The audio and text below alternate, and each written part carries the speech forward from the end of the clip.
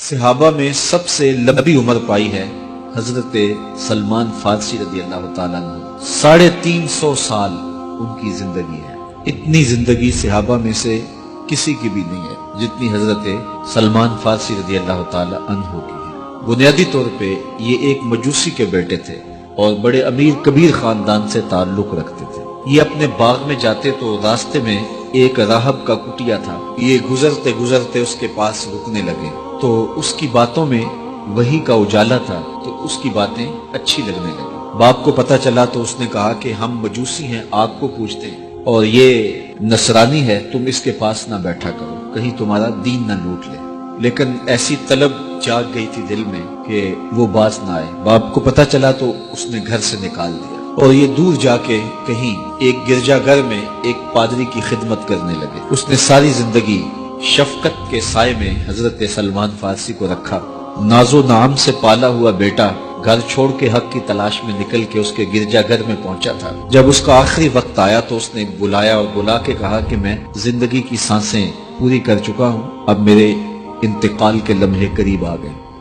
تو نے بڑی میری خدمت کی ہے تو میرے بعد تو غموریا چلے جانا، وہاں کا جو راہب ہے فلاں اس کا نام ہے، تو اس کی جا کے خدمت کرنا، تجھے حق مل جائے گا۔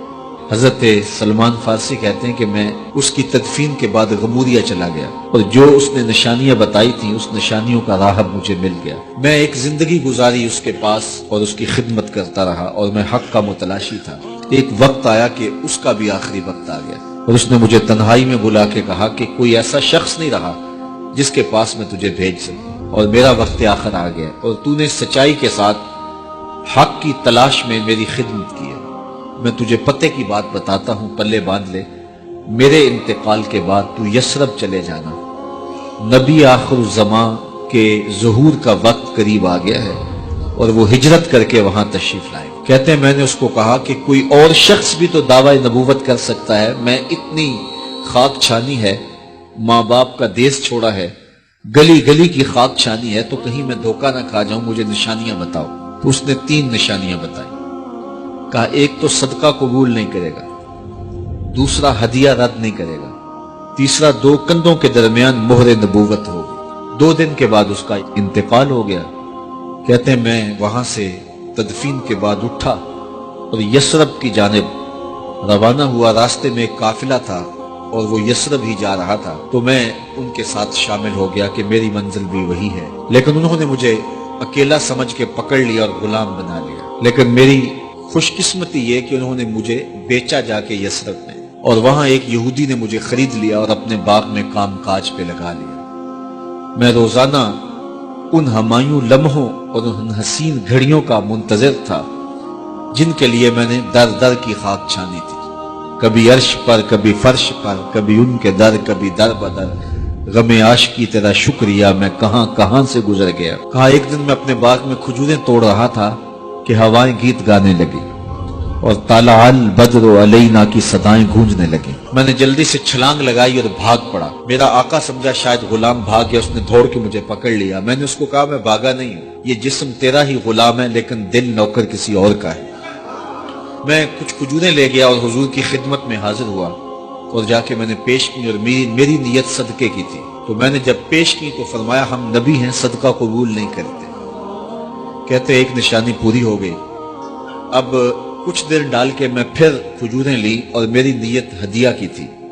میں حضور کی خدمت میں جا کے پیش کی تو حضور نے قبول فرماتے ہوئے کہا ہم ہدیہ قبول کر لیتے۔ کہا 2 نشانیاں پوری ہو گئی، اب تیسری نشانی رہتی تھی۔ اگرچہ 2 نشانیاں ہی میرے لیے کافی تھی اور حضور کا چہرہ ہی میرے لیے کافی تھا، لیکن میری آرزو یہ تھی کہ میں تیسری نشانی کا بھی بچشم خود مشاہدہ کر لوں تو پھر میں ایمان لاؤں گا۔ ایک دن حضور میرے باغ میں تشریف لے آئے۔ حضور نے قمیض اتاری ہوئی تھی اور اپنے مبارک کندھے کے اوپر کپڑا رکھا ہوا تھا اور مہر نبوت والی جگہ چھپی ہوئی تھی۔ ہلکی ہلکی ہوا چل رہی تھی اور میں حضور کے پیچھے پیچھے ہوتا تھا۔ میری آرزو یہ تھی کہ ہوا کا کوئی تیز جھونکا آئے اور کپڑا ہٹا دے اور میں مہر نبوت کی زیارت کر لوں۔ حضور میرے ارادہ قلب سے آگاہ ہوئے، فَأَلْقَى إِلَيَّ رِدَاءَهُ، حضور نے اپنے کندھے سے چادر اتار کے میری جانب پھینکی، پھر اپنے رخ کو پھیر کے میری جانب اپنی پشت مبارک کرتے ہوئے فرمایا انظر الی ما امرت بہ، اس پادری نے جو بتایا تھا دیکھ لے آ کے۔ تو کہتے ہیں میں نے دیکھا تو حضور کے دو کندھوں کے درمیان مہر نبوت تھی، تو میں دوڑ کے لپٹ گیا اور حضور کی مہر نبوت کو چوم لیا اور میں حضور کا غلام بن گیا۔ تو لوگوں نے کہاں کہاں انتظار کیے، کتنی صدیاں کاٹی، کس کس در کی غلامی کی۔ میں کہا کرتا ہوں میرے مقدر آپ کے مقدر۔ آنکھ کھلی، ہمارے والد مسجد سے مولوی صاحب کو بلا لائے اور انہوں نے کان میں آ کے کہا مبارک ہو تو حضور کا غلام بن کے آیا۔ شاہوں سے ملا ہے نہ تونگر سے ملا ہے، اللہ کا عرفان اسی در سے ملا ہے۔ اوروں کو ملا ہے تو مقدر سے ملا ہے، مجھ کو تو مقدر بھی تیرے در سے ملا ہے۔